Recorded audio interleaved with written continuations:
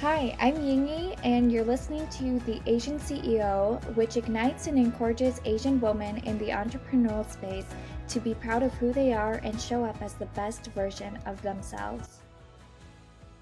In today's episode, we're going to be talking about how niching down and narrowing who your ideal customers are going to be helping you in the long run for your business. So the Google definition of what a niche is it's a specialized segment of the market for a particular kind of product or segment. These products, interests, or services will only appeal to a small section of the population. When you're promoting to the general audience and to everyone, you can't target anyone. A great company to take a look at is Amazon. Jeff Bezos, the CEO of Amazon, knew that he wanted Amazon to be an everything store, but in order to do that, he had to narrow down on one thing first. Before what even Amazon is now, it was originally an online bookstore where people can order books and also read online books on Kindle, with Amazon's ideal customers being book readers. Eventually, they were able to expand, and as Amazon got more popular with their book services, they were able to expand as they got bigger and bigger. So the lesson here is focus on one thing, grow it, and expand your business with different products or services if you'd like later on. There's two reasons why a niche is important. The first reason is that more people will connect with your content. When your content is specific to the problem that you're trying to solve and you know who you're specifically targeting, your ideal clients will be able to connect with you. They're going to appreciate you and your business more because you're giving them value that they're not going to be able to find anywhere else. So questions to ask about who your ideal client is how old are they? What's their profession? What kind of hobbies does your clients like to do? Where do they like to shop at? What does your clients like to do in their free time? And the number one question is, what's their struggles? What can you help with right now that will fix a lot of things for them and make their life easier? And the second reason why a niche is important is because you're positioned as an expert in your field. That makes you more trustworthy and reliable as the expert because you're seen as someone who can be the solution to their problems. By holding yourself up as an expert in the field, you're going to become a top industry leader when you focus on helping one set of problem for a specific client. And this will also make your business grow faster and scale faster as well. Now, this doesn't mean that you can only just focus on one thing for the rest of your life.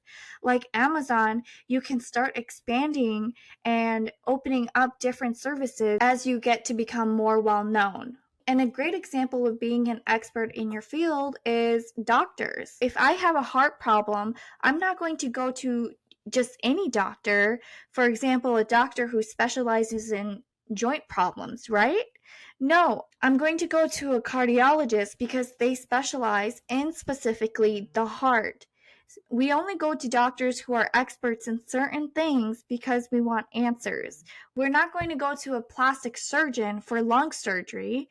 We're going to go to a thoracic surgeon for that, as that's their specialty for lungs, and plastic surgery is on your face. So those two are the main reasons why you want to niche down. Let's actually take an example of a business. For example, you're an online coach and your goal is to hit your first $100,000 and you're selling your course for $1,000 each. And you only need 100 clients to do this. So the best way to do this is by niching down. But if you don't, and you're just marketing your business as a coach who's helping to improve someone's life, it's so broad that it will become confusing to the potential customer that comes across your page. So what exactly do you do as a coach? Are you a business coach, finance coach, life coach? And if you're a business coach, are you a coach for ideal clients who are starting up their business and want to hit their first 6 figures? Or are you a coach for clients who have hit 7 figures and want to go past that? Or even who's hit 8 figures and more?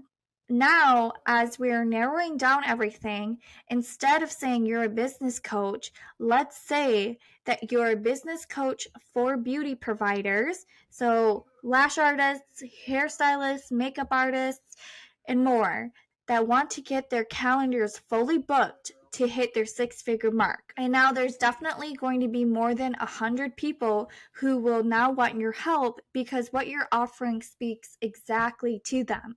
Remember that the riches are in the niches. That's also how you build community. If there's only 100 people in your industry and your niche is very, very small, that's a good thing. That's going to be a community that you can build trust and loyalty with. And with that community, whatever you sell or whenever you start adding on services or anything else, they will be there for it to support you because you're helping them and solving a problem for them.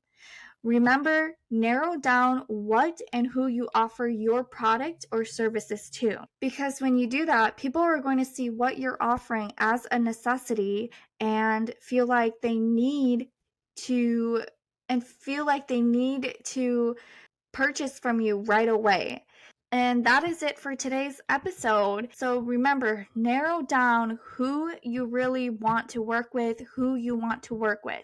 The awesome thing about owning a business is that we get to choose who we want to work with. And you're going to attract your ideal clients when you're very specific about who they are. You can connect with the Asian CEO on Instagram, TikTok, and YouTube, and everything will be linked in the show notes. I'll see you guys in the next episode. Bye!